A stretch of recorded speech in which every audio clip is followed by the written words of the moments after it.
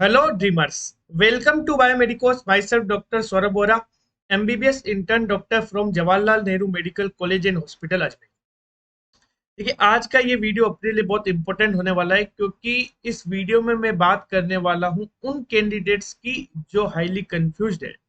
Confusion में जो candidates अभी चल रहे हैं कि राजस्थान के राउंड वन में हमें सीट मिल चुकी है, अब हमें रिपोर्टिंग करनी चाहिए या नहीं। कहने का मतलब ये वीडियो सिर्फ उन बच्चों के लिए है जिन्हें राजस्थान के राउंड वन से कोई भी गवर्नमेंट प्राइवेट मेडिकल कॉलेज में government seat payment seat allot हो चुकी है। अब उन्हें रिपोर्टिंग करनी चाहिए या नहीं। वो रिपोर्टिंग नहीं करेंगे तो क्या होगा, रिपोर्टिंग कर देंगे तो क्या होगा, ये सब इस वीडियो में मैं बात करूंगा इन डिटेल। देखिए, राजस्थान के फर्स्ट राउंड में भी ऑल इंडिया कोटा के फर्स्ट राउंड की तरफ फ्री एग्जिट का ऑप्शन अवेलेबल है। फ्री एग्जिट का ऑप्शन जो है वो ऑल इंडिया कोटा के फर्स्ट राउंड की तरह राजस्थान के फर्स्ट राउंड में भी है। कहने का मतलब आप चाहें तो अपनी एमबीबीएस की सीट राजस्थान के फर्स्ट राउंड में जो आपको अलॉट हुई है वो छोड़ सकते हैं। आपकी जो सिक्योरिटी मनी आपने पे किया है 10,000, उसका भी लॉस नहीं होगा। उसे लॉस किए बिना ही आप अपनी एमबीबीएस की सीट को छोड़ सकते हो और नेक्स्ट स्टेट के सेकंड राउंड में पार्टिसिपेट कर सकते हो। अब की बार काउंसलिंग के कुछ नियमों में चेंजेस के कारण थोड़ी सी काउंसलिंग प्रोसेस स्टूडेंट्स के बेनिफिट में तो हुई है, लेकिन कॉम्प्लेक्स हो गई है। ठीक है। हालांकि मैं एक कंप्लीट काउंसलिंग प्रोसेस का डिटेल में वीडियो सेपरेटली कुछ दिनों बाद बताऊंगा बना के, लेकिन आज इस वीडियो में मैं बात करूंगा कि राउंड वन में आपको राजस्थान में फ्री एग्जिट ले लेना चाहिए या रिपोर्टिंग करनी चाहिए। एकदम डिटेल में अपन इस वीडियो में बात करेंगे। जो भी कंफ्यूज्ड कैंडिडेट्स है जिन्हें सीट मिल चुकी है उन्हें थोड़ा सा आइडिया लगेगा, थोड़ा सा उन्हें डिसीजन मेकिंग में सपोर्ट मिलेगा कि उन्हें रिपोर्टिंग करनी चाहिए या नहीं। देखो, राजस्थान के राउंड वन में फ्री एग्जिट का ऑप्शन अवेलेबल है। राजस्थान एक ऐसा स्टेट है जहां पे एमबीबीएस का कट ऑफ काफी हाई रहता है। दिल्ली के बाद सबसे हाई जो कट ऑफ रहता है एमबीबीएस का वो राजस्थान में ही रहता है। राजस्थान के फर्स्ट राउंड के कट ऑफ को जब आप क्लियरली देखोगे तो मैं ऑल इंडिया रैंक के अकॉर्डिंग बात करता हूँ। 12,500 या 12,714 रैंक तक जनरल कैटेगरी में मिला है, लगभग 13,000 तक ओबीसी में मिला है, 14,500 तक ईडब्ल्यूएस में मिला है, एससी कैटेगरी में मिला है 84,000 तक लगभग, और एसटी कैटेगरी में 92,000 तक। एमबीसी बॉय में 27,774 और एमबीसी गर्ल में 32,686। देखिए, एमबीसी गर्ल और एमबीसी बॉय इन्हें अगर कोई भी सीट मिलती है, अगर इन्हें फर्स्ट राउंड में कोई भी सीट अलॉट हुई है राजस्थान में, तो मैं कहूंगा कि आपको डेफिनेटली 101% आपको रिपोर्टिंग करनी चाहिए। आपको रिपोर्टिंग इसलिए करनी चाहिए क्योंकि एमबीसी स्पेशली रिजर्व क्लास है। इनका कोई भी चांस नहीं है, स्पेसिफिकली जो बाउंड्री पे है, जो इस रेंज में है, जो 3400 से 3500 स्टेट रैंक बॉय में है और 3500 से 3900 स्टेट रैंक गर्ल में है। ऐसे कैंडिडेट जिन्हें अगर राजस्थान में सीट मिली है तो मैं उन्हें यही गाइड करूंगा कि उन्हें रिपोर्टिंग करनी चाहिए, क्योंकि एमबीसी ओबीसी में कंसीडर होगा वो बच्चा जो एमबीसी का है, बॉय हो चाहे गर्ल हो, वो ओबीसी में कंसीडर होगा ऑल इंडिया कोटे में। ओबीसी का डेफिनेटली कट ऑफ हाई रहता है ऑल इंडिया कोटा से, इस एमबीसी के राजस्थान की कट ऑफ की तुलना में। तो आपको तो रिपोर्टिंग करनी ही चाहिए। एमबीसी गर्ल के लिए तो वैसे भी फर्स्ट राउंड गेम ओवर होता है, क्योंकि एमबीसी गर्ल की तो कोई भी कैंडिडेट मुश्किल ही सीट छोड़ती है, इसलिए उसे तो सीट अपग्रेड कराने का इतना मौका मिलता ही नहीं है। तो एमबीसी गर्ल को तो जो मिल गया वो फाइनली रिपोर्टिंग करो, कॉलेज में जाओ, सेकेंड राउंड में ट्राई कर लेना अगर कुछ बेटर कॉलेज मिलने के चांसेस हो तो। रही बात एमबीसी बॉय की, एमबीसी बॉय में क्या होता है कि कुछ जो टॉप कट ऑफ में लाई करते हैं, जो जिनकी एमबीसी रैंक जैसे सपोज करो कि 1 to 50 के अंदर है, जिनकी एमबीसी रैंक, एमबीसी की रैंक की बात कर रहा हूँ, जिनकी 1 to 50 के अंडर है, हो सकता है कि उनकी ऑल इंडिया रैंक भी अच्छी हो और ऑल इंडिया कोटे से उन्हें किसी दूसरे स्टेट के पुराने मेडिकल कॉलेज या एम्स मिल रहा हो, तो वो हो सकता है वहां चले जाएं। अब वो वहां चले जाएंगे तो एमबीसी बॉय की सीटें खाली हो जाएगी, क्योंकि वो स्टेट में रिपोर्टिंग नहीं करेंगे, तो वो सीट स्टेट के सेकंड राउंड में आएगी। जैसे वो सीट स्टेट के सेकंड राउंड में आएगी तो एमबीसी बॉय की सीट अपग्रेड हो सकती है। लेकिन एमबीसी बॉय और गर्ल को कोई भी सीट मिली है तो मैं ये पर्सनली गाइड करूंगा कि आपको रिपोर्टिंग मस्ट है, आपको करनी ही चाहिए। क्लियर है ये चीज। नेक्स्ट बात करते हैं हम दूसरी कैटेगरीज की कि जनरल ओबीसी ईडब्ल्यूएस, ये कैंडिडेट क्या करें अगर इन्हें राजस्थान में कॉलेज मिल गया तो। ठीक है। देखो, राजस्थान में अगर इन्हें कॉलेज मिल गया है और अब इन्हें रिपोर्टिंग करनी चाहिए या नहीं, तो ये चीज आपको क्लियर होनी चाहिए कि राजस्थान का जो राउंड टू होगा वहां पे सीट कहां से आएगी। जो राजस्थान के राउंड वन में बच्चे फ्री एग्जिट लेंगे, जो सीट छोड़ेंगे, वही सीट कहाँ से आएगी, राउंड 1 की जो सीट छूटी हुई है वो राउंड 2 में आएगी स्टेट की। सीधी सी बात है। अब देखिए ये कैंडिडेट्स कौन से होंगे जो राउंड 1 में फ्री एग्जिट लेंगे। जनरल ओबीसी ईडब्ल्यूएस के वो बच्चे जो ऑल इंडिया रैंक वाइज में बात कर रहा हूँ, ठीक है, जिनकी ऑल इंडिया रैंक टॉप 2000 में है। हो सकता है कि उनमें से कुछ बच्चे सीट छोड़े क्योंकि उन्हें ऑल इंडिया कोटे से एम्स या किसी दूसरे स्टेट के टॉप मेडिकल कॉलेज मिल रहे होंगे। हो सकता है वो कैंडिडेट सीट छोड़ेंगे। वो सीट छोड़ेंगे तो सीधी सी बात है वो सीट स्टेट के सेकंड राउंड में आएगी। तो जनरल ओबीसी ईडब्ल्यूएस का सेकंड राउंड में अपग्रेडेशन तो डेफिनेटली होगा, गवर्नमेंट सीट की मैं बात कर रहा हूँ। अगर अब आपको ज्वाइन करना चाहिए नहीं तो ये डिपेंड करता है कंप्लीटली आपकी प्रायोरिटी पे। देखिए सपोज करो कि आपकी ऑल इंडिया रैंक यही है 12,714 है जनरल में, और आपको government medical college Karauli allot हो गया 633 आपके मार्क्स है।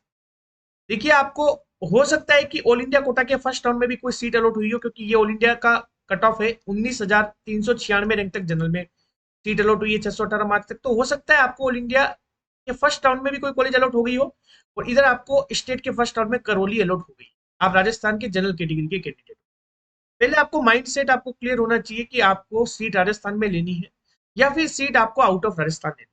देखिए अगर आपको सीट राजस्थान में लेनी है तो मैं आपको ये सजेस्ट करूंगा कि राउंड 1 में राजस्थान में रिपोर्टिंग कर दो करौली के अंदर, और राउंड 2 में जाके इस सीट को अपग्रेड करा लो ताकि आपको थोड़ा बेटर कॉलेज और मिल जाए। ऑल इंडिया कोटे में पार्टिसिपेट करो आप, लेकिन राजस्थान में ही कॉलेज चाहिए तो सिर्फ राजस्थान के कॉलेजेस वहां पे फिल करो, ठीक है। इस रैंक पे आपको पता है 12,714 रैंक पे आपको ऑल इंडिया कोटा से भी चांसेस बन सकते हैं। आसपास के states MP, UP, Chhattisgarh, Orissa, Maharashtra, यहाँ पे भी आपके चांसेस बन सकते हैं। तो मेजर बच्चों का डाउट ये है कि अगर आपने ऑल इंडिया मतलब स्टेट कोटा के राउंड 1 में रिपोर्टिंग कर दी, रिपोर्टिंग का मतलब है कि आपने ओरिजिनल डॉक्यूमेंट भी सबमिट कर दिए, फीस भी सबमिट कर दी। एक ये भी डाउट था बच्चों का जिनको मैनेजमेंट सीट मिली है कि सर हम राउंड 1 में राजस्थान में जो सीट मिली है उसकी रिपोर्टिंग कर दे, डॉक्यूमेंट सबमिट करा दे, लेकिन क्या फीस सबमिट कराए बिना हम सेकेंड राउंड में जा सकते हैं क्या? वो डॉक्यूमेंट केवल सबमिट करेंगे ही नहीं, चाहे आपको गवर्नमेंट सीट मिली हो, चाहे पेमेंट मिली हो, चाहे आपको प्राइवेट सीट मिली हो। आपको ओरिजिनल डॉक्यूमेंट के साथ साथ फीस भी जमा करनी पड़ेगी। एक्चुअली रिपोर्टिंग कहते ही इसी को है कि आपको अपने सारे ओरिजिनल डॉक्यूमेंट्स के साथ साथ fees in the form of demand draft वहां सबमिट करनी होगी। ये आपकी रिपोर्टिंग आपने कर दी। तो बच्चों का डाउट ये है जैसे इस 12,700 जो ये 12,714 रैंक है, इस कैंडिडेट का ही सपोज करो ये डाउट है कि अगर मैं करौली की सीट पे रिपोर्टिंग कर देता हूँ तो क्या मैं ऑल इंडिया कोटा के सेकंड राउंड में जा सकता हूँ? क्या मैं ऑल इंडिया कोटा के सेकंड राउंड में ट्राई कर सकता हूँ?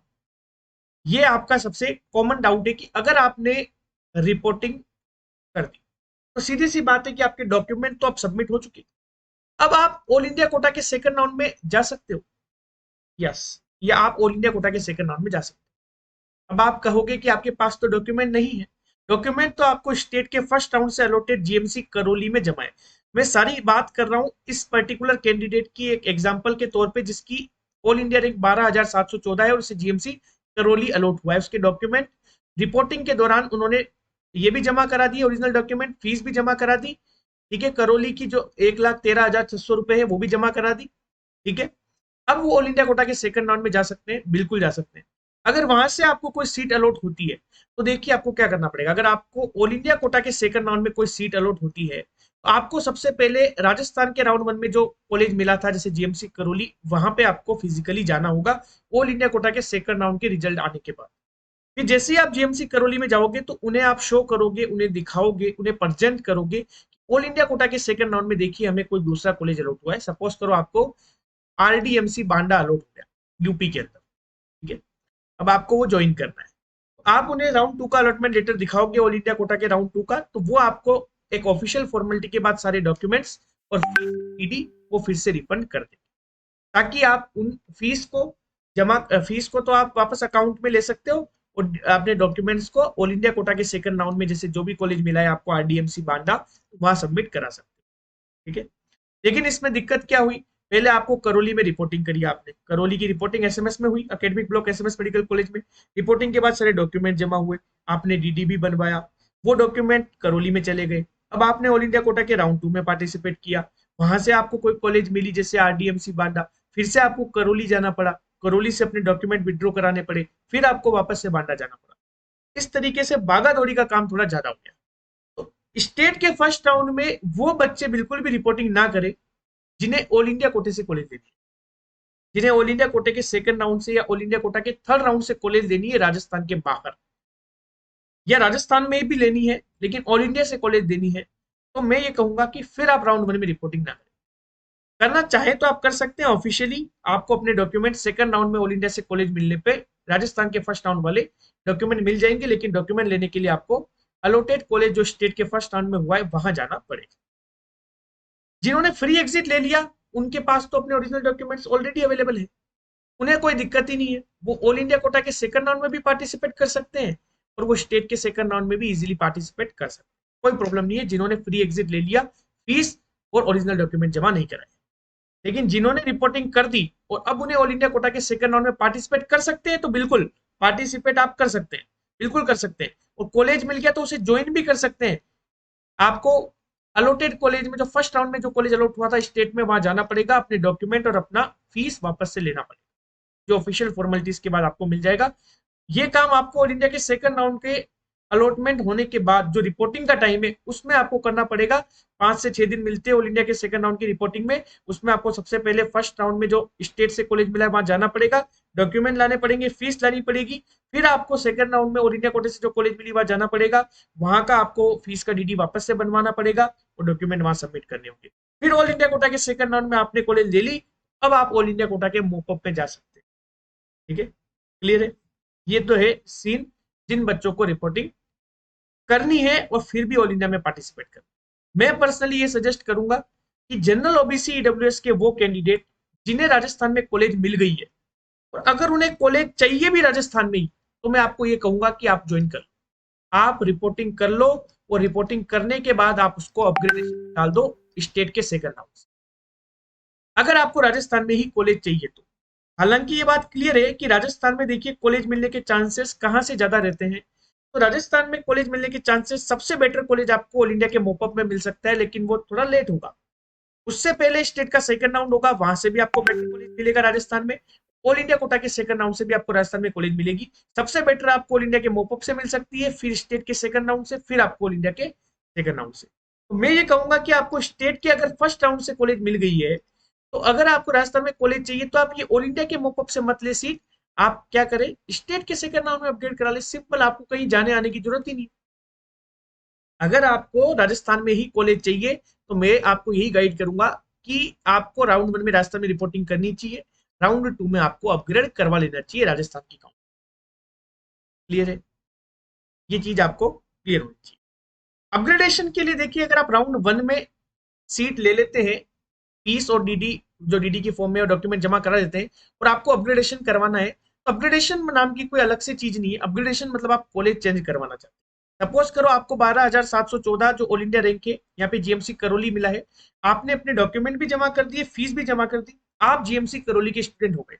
अब आपको क्या करना है, आप चाहते हैं कि हमें और बेटर कॉलेज अगर राजस्थान के सेकंड राउंड में पॉसिबल हो, श्री गंगानगर, चित्तौड़गढ़, डूंगरपुर, बाड़मेर, तो मैं ट्राई करना चाहता हूँ, तो आपको क्या करना है, हो सकता है आप जिस रिपोर्टिंग डेस्क पे रिपोर्टिंग कराए करौली की अभी फर्स्ट राउंड के दौरान, तो वो आपको कोई अपग्रेडेशन का फॉर्म फिल करवा सकते हैं, या हो सकता है वो फॉर्म ना भी फिल कराए, आपको सिंपली राउंड 2 में पार्टिसिपेट करना है, कोई रजिस्ट्रेशन करने की वापस से जरूरत नहीं है क्योंकि आप फर्स्ट राउंड में ऑलरेडी रजिस्टर कर चुके हो, आपको कोई अलग से फॉर्म फिल करने की जरूरत नहीं है, आपको सिंपली सेकंड राउंड में पार्टिसिपेट करना है। अगर राजस्थान का सेकंड राउंड ऑफलाइन होता है तो अपने मेरिट स्लॉट पे वहां पे जाना है, ठीक है, डॉक्यूमेंट्स आपके ऑलरेडी जमा है, तो आपको सिर्फ एंट्री टिकट लेके वहां पे जाना है।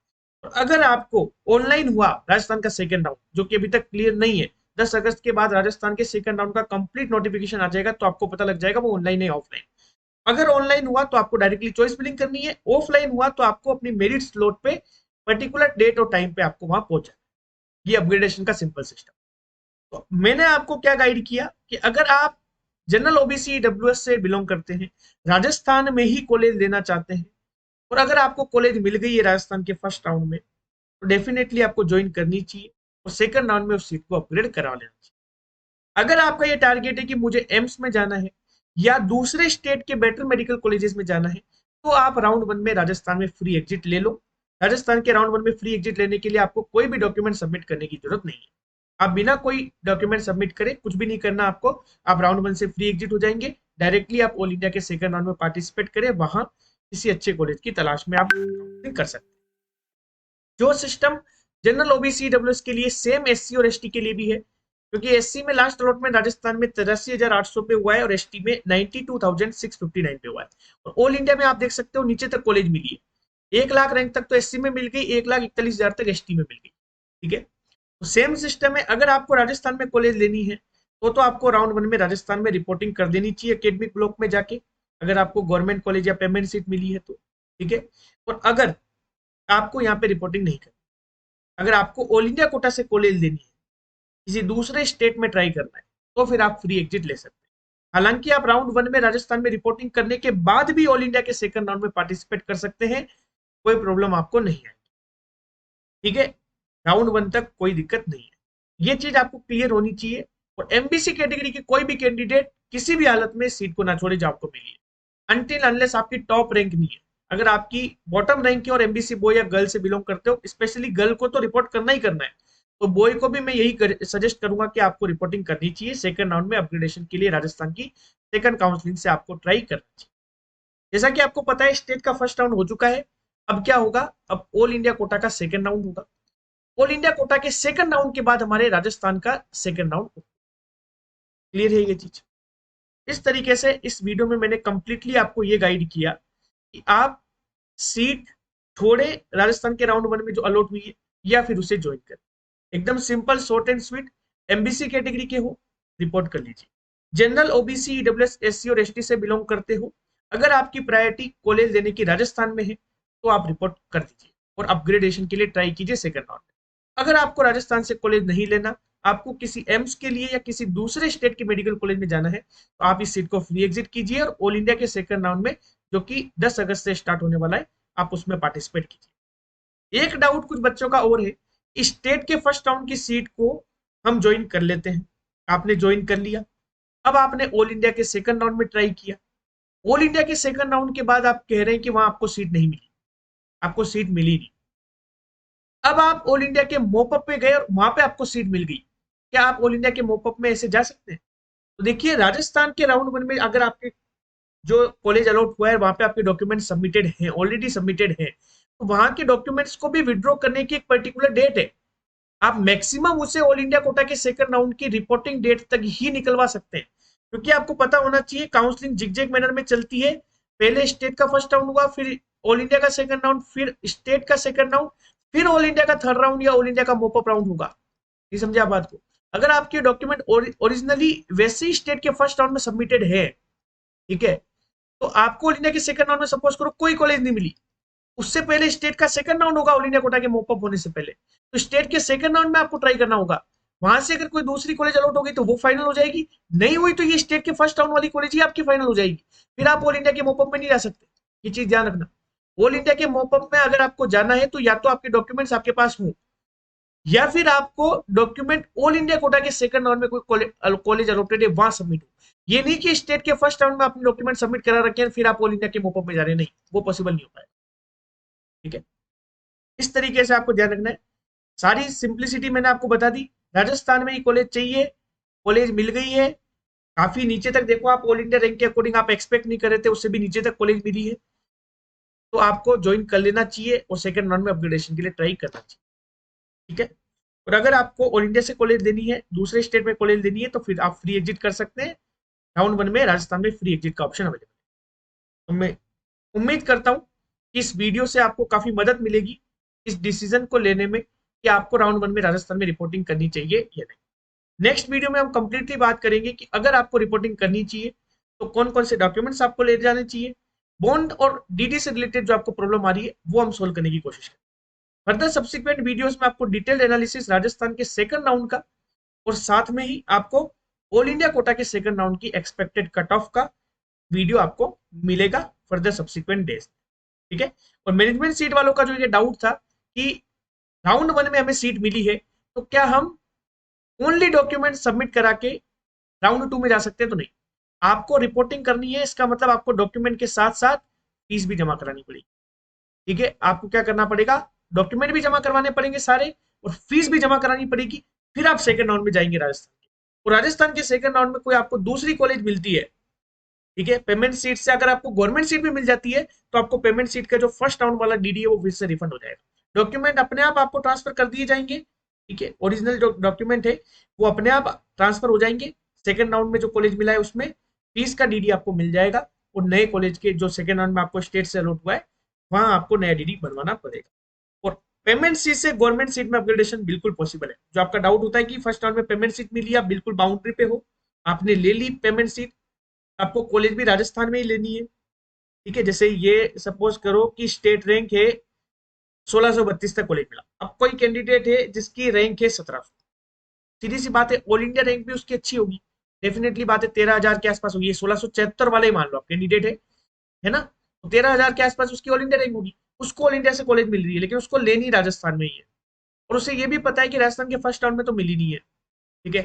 तो उसने आरयूएच जयपुर अगर अलॉट करा ली है मैनेजमेंट सीट, उस पर वो रिपोर्टिंग कर सकता है।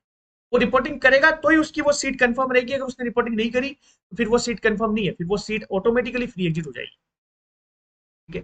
तो आरयूएच सीएमए जयपुर की मैनेजमेंट सीट पे रिपोर्टिंग करने के बाद ये 1700 स्टेट रैंक वाला कैंडिडेट स्टेट के सेकंड राउंड में जाके अपग्रेडेशन करवा सकता है, और वहां पे हो सकता है उसको गवर्नमेंट सीट मिले।